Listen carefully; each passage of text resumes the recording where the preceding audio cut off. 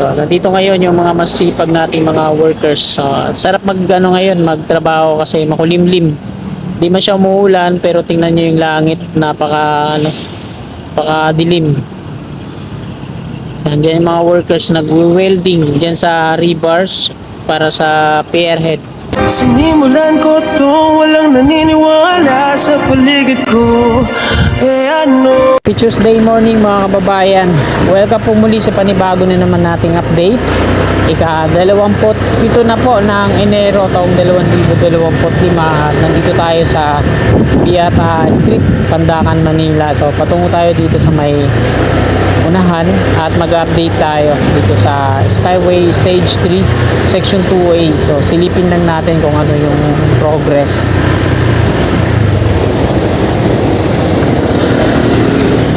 Mula dito, syempre unahin natin to dito, no? Yan.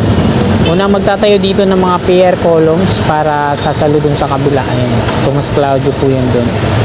Ayan yung crane. So naglalagay na sila ng platform dyan sa gagawing pier head.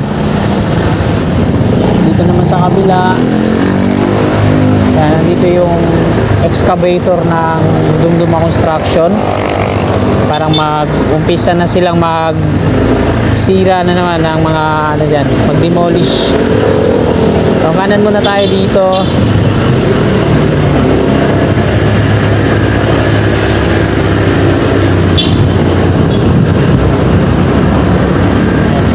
May mga ano dito, pile, temporary steel casing.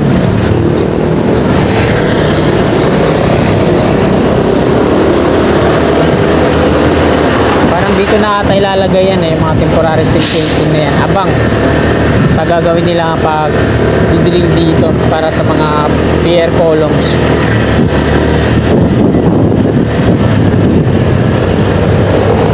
Ayan, wala pa namang ganong paggalaw dyan. Dito muna tayo.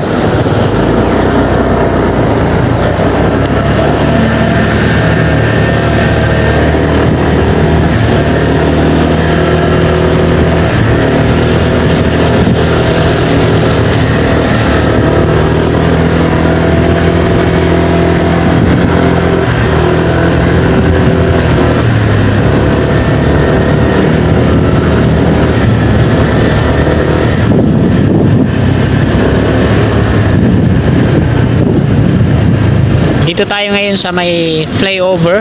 Ayan po yung Skyway Stage 3 NCR dito sa kanan natin. Part pa rin po ito sa NCR, yung flyover na to na kinalalagyan natin. Ayan, Tomas Claudio, at yan po yung umpisa ng Section 2A. Yan po sa taas, southbound, northbound, sa baba patungo yan dito. So andito ngayon yung mga workers. Zoom in lang natin. So, nandito ngayon yung mga masipag nating mga workers. So, sarap ngayon, magtrabaho kasi makulimlim. Nandiyan yung mga workers nagwe-welding diyan sa rebars para sa pierhead. So, dun sa likod, yung columns na yon, half na yung konkreto. Bali, para mag-install ata sila ngayon ng round concrete form para dito naman sa ikalawa. Nalagyan na rin nila ng platform dun sa taas, unti-unti.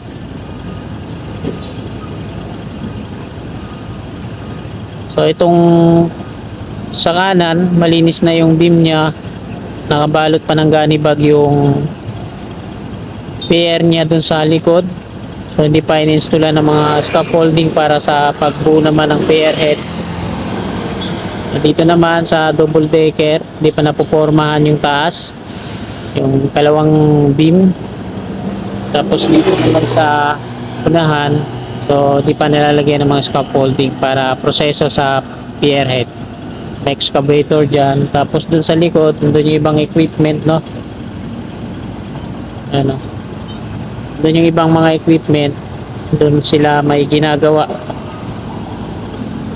At ayan mga kasigap, nakuna na po natin ang update dito sa may Tomas Claudio Skyway Section 2A na Skyway Stage 3. San Miguel Corporation, subcon nila yung Dumduma Construction na gumagawa dito. So itong video na to, doon tayo mag-in sa may Quirino Interchange. So tara, let's go.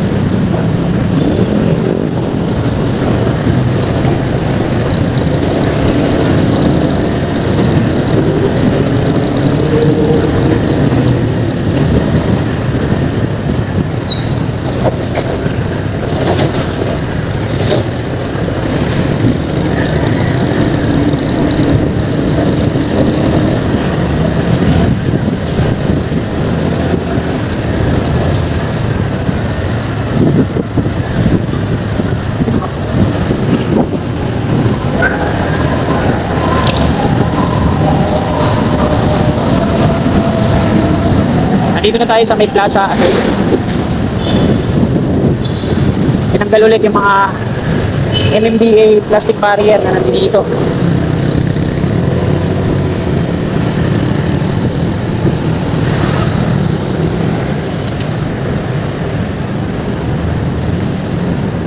Yan, napakalawak na po dito mga kasikap din. Clear na nila tong area na to dito. Dito nga sa likod natin, may mga equipment pero parang sa Maynila. Yan. So dito sila na ganun, ang groundbreaking kasama na si Yorme, hindi na ang unang groundbreaking nila dito ay si Hanilit Lacuna pa yung ngayon si Yorme Moreno na. Gagawin daw nila to ditong badminton court, basketball court, at pavilion, futsal, at kung ano-ano pang pagkakabalahan ng mga kababayan nating mga taga Manilenyo.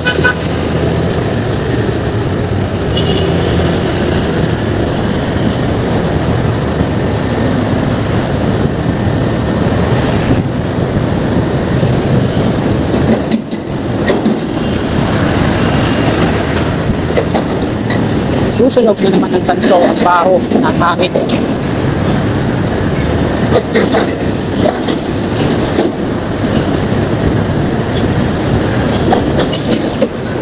Yung diretso dyan mga kasikap, sinarado nila, no? Ayan, sinarado po nila dyan. Kailangan dito na iikot. So ayan mga kasikap, dito tayo mag-u-turn. Kanan po muna tayo dito.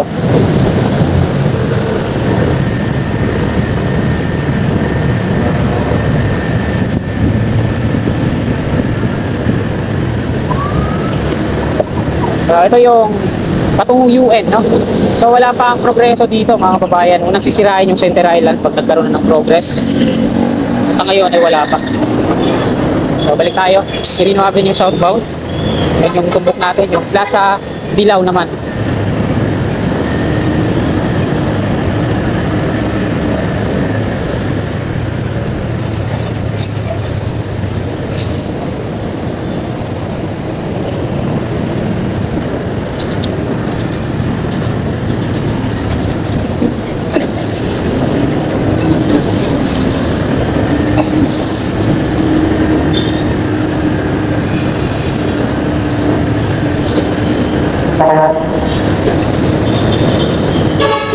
Yan, nasa southbound na tayo.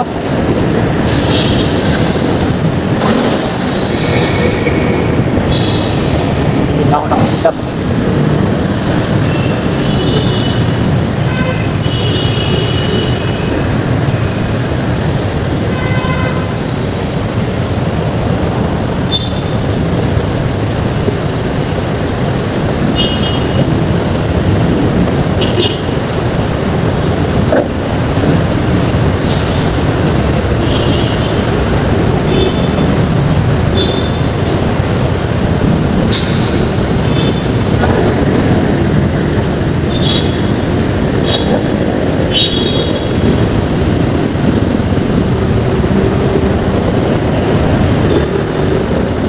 Pedro Hill Street. Ito yun yung isa na oprang yan. Pole na ang NGCP yung nire-relocate dito. No? Ito yung ilalim niya kakabahan. Pwede interchange na po ito dito. So konkreto na yan sa taas. At mga ano na yan. Kulang na lang dyan yung mga markings pero meron na yung mga parapet wall. So malapit na rin ano yan pag operational.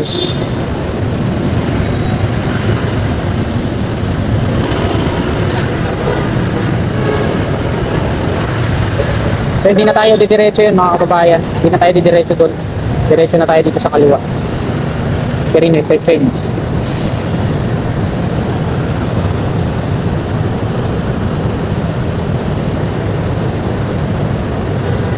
Ito yung nasa gitna yan yung on-ramp. So yung nasa taas na nagsasangakaway.